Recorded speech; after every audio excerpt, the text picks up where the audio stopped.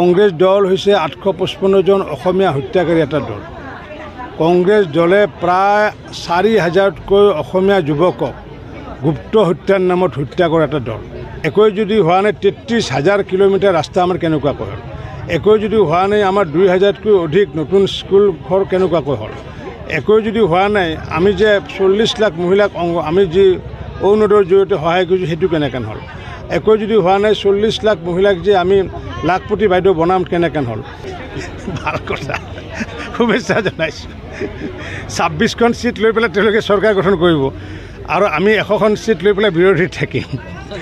তাৰমানে 100খন চিট পালে আমি বিৰোধীত থাকিম আৰু তেওঁলোকে 26খন লৈ পেলাই তেওঁ যদি নতুন যদি কিবা সংবিধান বনাইছে মই নাজানো, তেওঁৰ যি ভাষ্য যে বিজেপি আউট কংগ্ৰেছ ইন, তেতিয়াহ'লে 26খন লৈ পেলাই তেওঁলোকে চৰকাৰ গঠন কৰিব লাগিব আৰু আমি 100খন লৈ পেলাই মাখি মাৰি থাকিম। মুখেৰে এইকাৰণে সভা নাপায় যে কংগ্ৰেছ দলে 855 জন অসমীয়াক নৃশংসভাৱে হত্যা কৰিছিলে। কংগ্ৰেছ দল হৈছে 855 জন অসমীয়া হত্যাকাৰী এটা দল। কংগ্ৰেছ দলে প্ৰায় 4000তকৈ অসমীয়া যুৱকক গুপ্ত হত্যাৰ নামত হত্যা কৰা এটা দল।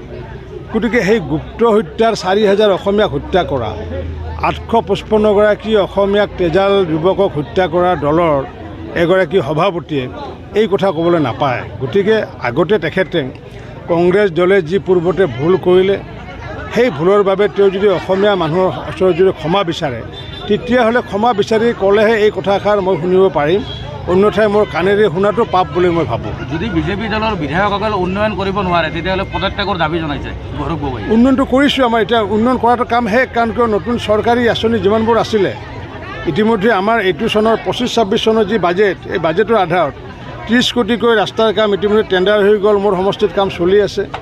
ঠিক তেনেকুৱাকৈ আমাৰ স্কুলসমূহ 7 কোটি টকা ব্যয় সাপেক্ষে কংগ্ৰেছ দলে কেতিয়াবা সপোনতো ভবা নাছিলে যে অসমৰ স্কুলসমূহ 7 কোটি টকা ব্যয় সাপেক্ষে নতুনকৈ ইনফ্ৰাষ্ট্ৰাকচাৰ হ'ব।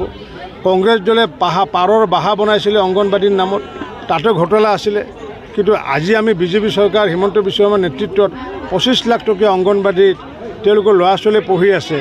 গতিকে এইখিনি কথা কংগ্ৰেছৰ যিসকলে অংগনবাদীত পঢ়ি আছে তেওঁলোকক সুধি মেলি পেলাই ক'লে তেতিয়াহ'লে ৰাইজে ভাল পালেহেঁতেন। এই অপ্ৰিয় কথা কোৱাৰ কাৰণে, অপ্ৰিয় কথা কোৱাৰ কাৰণেহে তেওঁলোকক সকলোৱে লেই চেই দিয়া আৰম্ভ কৰিছে। জি ছাৰ, এছ আই টিৰ প্ৰতিবেদন ফকৰাস্বৰূপ বুলি কৈছে, একোৱে নাই। ঠিক আছে, নাই যদি ভাল কথা তেতিয়াহ'লে, আৰু যদি আছে যদি যি ভাল কথা আমাৰ কাৰণে সেইটোও ভাল কথা হ'ব। মইতো নাজানো এইটো কেবিনেটত